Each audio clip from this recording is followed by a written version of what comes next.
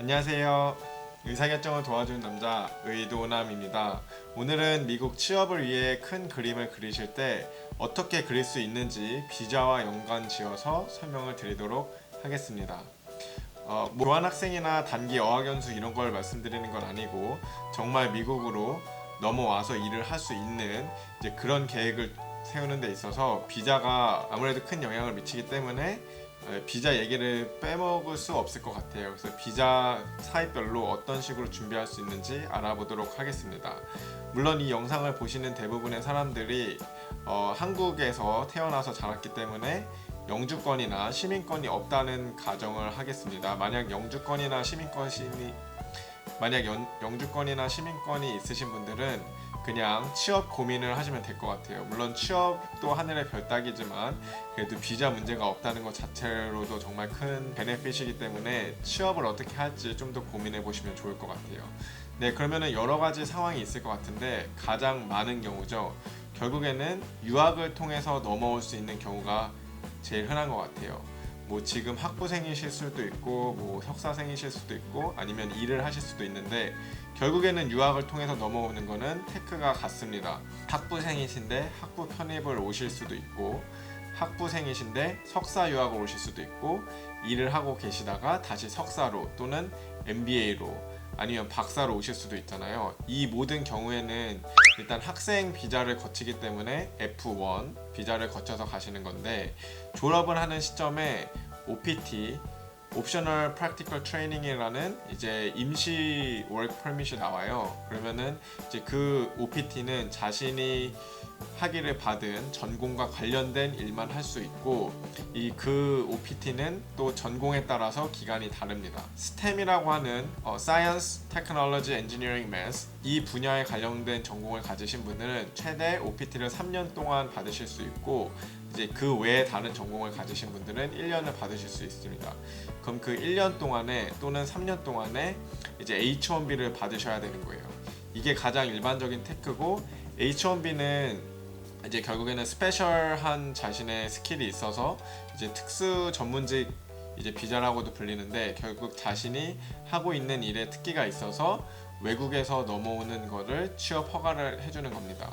근데 지금 H1B가 이제 매년 쿼타가 있는데 그 쿼타보다 신청자 수가 엄청나게 몰리기 때문에 추첨이 되셔야 돼요. 그래서 이제 OPT가 1년인 이제 스템 외 전공 사람들은 한 번밖에 기회가 없고 스템 이제 이공계 쪽 하시는 분들은 3년의 기회가 있기 때문에 확률이 높다고 말씀드릴 수 있을 것 같아요. 그래서 애초에 자신의 전공이 스템이 아니다 이러신 분들은 솔직히 취업돼서 미국에 남아있기가 되게 힘듭니다. 그래서 잘 생각해 보셨으면 좋겠고요. 스템 하시는 분들은 무리 없이 이제 자신이 어떤 식으로 어떤 분야의 스킬을 쌓아나가면 좋을지 고민하는 게 좀 더 좋을 것 같습니다. 네, 두 번째 경우는 한국의 대기업에서 미국 지사로 넘어오시던가 아니면 외국계의 한국 지사에서 채용이 된 다음에 미국 본사로 넘어오는 경우가 적용될 수 있을 것 같아요. 바로 이 경우는 L 비자를 통해서 가능한데요.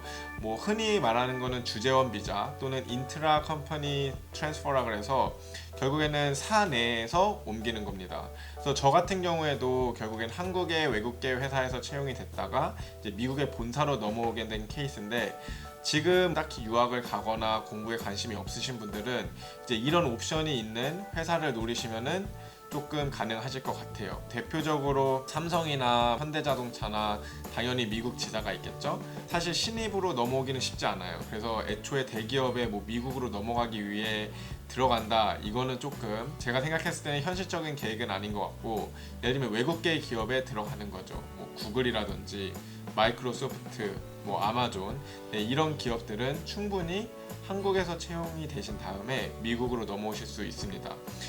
이렇게 L 비자로 넘어오시게 되면 좋은 점이 뭐냐면 일단 배우자가 워크 퍼밋이 같이 나와요.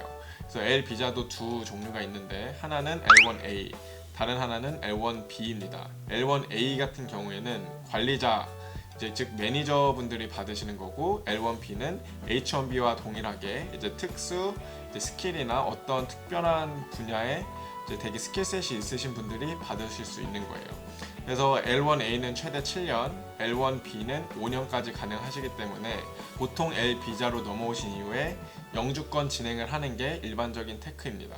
H1B와 비교했을 때 추첨을 할 필요가 없다는 되게 좋은 장점이 있는 반면에 이제 L 비자로 넘어올 수 있는 사람들은 정말 극소수에 불과한 거죠.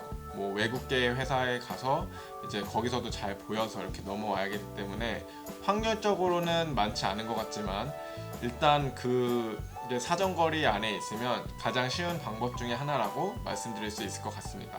그리고 마지막 세 번째는 바로 E 비자인데요. E 비자 같은 경우에는 사업가, 창업가 분들에게 해당되는 비자예요. 그래서 내가 어느 미국에서 창업을 하고 싶은데 이제 돈이 어느 정도 있고 자신이 역량이 있는 사람이면은 그 E 비자를 받으실 수 있습니다. 근데 여기서 자주 헷갈리시는 게 이제 투자 이민이랑 조금 헷갈리시는 것 같은데 이거는 엄연히 투자 이민이랑은 다른 케이스고 자신이 사업체를 열어서 이제 미국에서 고용 창출도 하고 이제 경제 활성화를 시키는 거기 때문에 이제 자신이 미국에서 사업을 영위할 거를 이제 사업 계획서를 제출을 해서 받는 겁니다. 근데 여기서 좀 중요하게 제가 말씀드리고 싶은 부분이 이 비자를 줄 수 있는 회사는 핵심 직원이라 그래서 한국 사람을 채용을 할 수가 있어요.